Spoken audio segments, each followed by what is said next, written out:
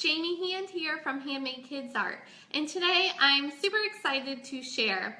I have started a new series over on the blog called Storytime STEAM, and what I will be doing with this series is taking fun children's books and incorporating a STEAM challenge that goes along with the book. So it's a great way to tie in literacy and to combine reading and having a fun STEAM challenge that can create creative thinkers, challenge your thinking, and get that mind working. Now, these will be designed for young children, so around the preschool age, and I hope that you have as much fun with the challenges as we do. So my plan is every Monday to share a new Storytime STEAM challenge. And today we are kicking it off being inspired by the book Chicka Chicka Boom Boom. Now, this version I have here is Chicka Chicka ABC, and I believe the story is about the same. The difference is that this is the board book version. So if you have the board book, it may be Chicka Chicka ABC, but it also can go along with the story Chicka Chicka Boom Boom.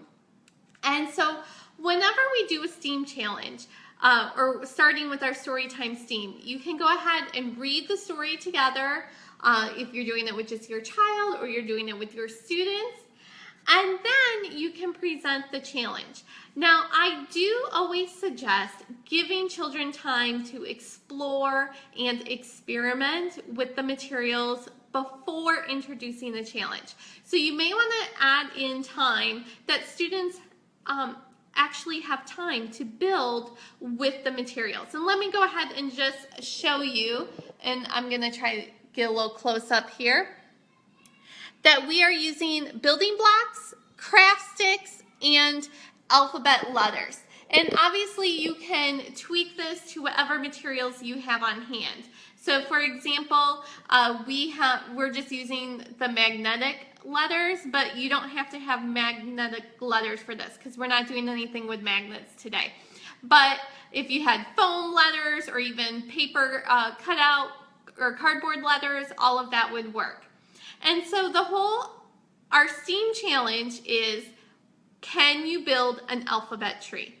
So can we build a tree that can hold letters? And then our math connection is, how many letters can your tree hold? So not only are you building an alphabet tree, but you want to try to build an alphabet tree that can hold the most letters. Now, this is the solution that my children and I, well, not me, that they came up with. And so remember, it's not about the end result here. The alphabet trees may look all different. Your children or students may come up with ideas that don't even look like this, and that is wonderful. So there's no wrong way to do the challenge. It's about the process of problem solving and discovering and asking questions. That's the skills that we want to encourage with these STEAM challenges. So once you've given time for your children to play and explore, then I would recommend introducing the challenge. So you can ask them, can you build an alphabet tree? And then continuing to later about how many letters can your tree hold.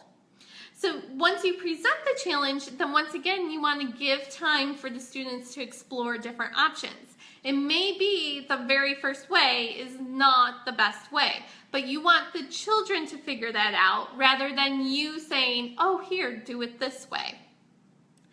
You can work together in small groups and encourage collaboration.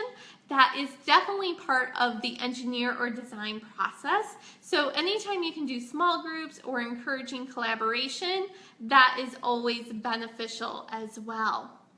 And then once you have trees built, you can discuss, how can we improve our tree? How could we hold even more letters on it? What could we do differently? And then you may want to allow time for exploration of redesigning the tree.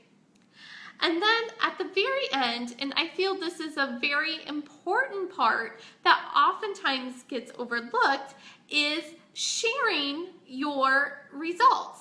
So sharing, it could be sharing with a peer where you just have students turn to each other and share. It could be if they're working in groups that they share to their different groups. It could be presenting your results to another teacher, another classroom. It could be as simple as sharing with mom or dad. It really doesn't matter who you're sharing with, but allow the opportunity for your child to share their results. Now, another math extension to this is actually measuring how tall your tree is. So you can use the linking cubes, Unifix cubes, and actually measure how many cubes tall is your tree. So that's another great way to do math connection. To make an art connection, you can draw a picture of your final tree. So that would be one way to add in art. Technology-wise, you could discuss what type of tools would help us build an even taller tree. And if you want to incorporate electronics, you could obviously use a digital camera to photograph the final alphabet trees. So there's lots of different extensions and opportunities to play and explore when you're doing this activity. Now, I've made it real easy that I actually have a downloadable lesson pack that, oops, I'm totally holding this upside down, and you might be reading it backwards. I haven't figured out how to make it not backwards yet, so I'm sorry if it's backwards. But you can download this free on our website, and I'm going to put all the links below in the comments once I'm done with the video. It's free for all our STEAM Resource Lab members on the site. And what I have started creating is an actual resource lab of STEAM activities, especially for young learners. So if you work with young children, which if you're in this group, I hope you do, that it's an excellent resource for you you can refer back to get different STEAM activities. I will be linking up all our Storytime STEAM challenges into the lab as well, and you will have access to all our free printables in the lab as well.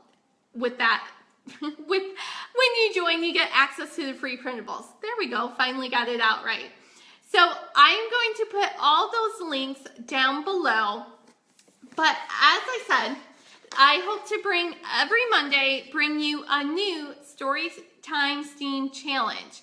And so for this week, I would love to see your creations of your own alphabet trees and tell us how many letters did your alphabet tree hold.